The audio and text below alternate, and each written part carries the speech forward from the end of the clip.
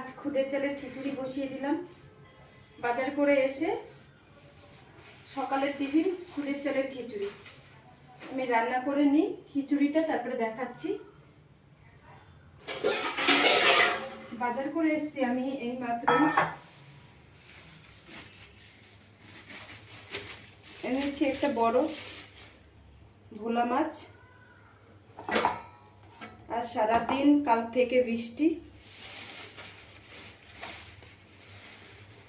বড় বড় লোটে পেলাম, তাই লোটেও নিয়ে আসলাম। লোটেটা আজ আমি করব না, আজ অন্য কিছু করব, ভোলা করব। দুপুরে রান্নায় দেখাবো আমি কি কি করব। আর এনেছি খানিকটা চিংড়ি। তো সকালের টিফিন ব্রেকফাস্টটা করে এই যে কুকারে খুদের চালের খিচুড়ি বসিয়েছি, আমি করে দেখাচ্ছি। এবার চলে আয়, খেয়ে নে, আগে বোনকে ডাক। এই যে দেখুন, এই যে আমার খুদের চালের খিচুড়ি রান্না হয়ে গেছে, একদম ঝরঝরে খিচুড়ি করেছি। আর আমার হাতের 3 বছর আগের পুরনো আমের আচার নিয়ে নিয়েছি।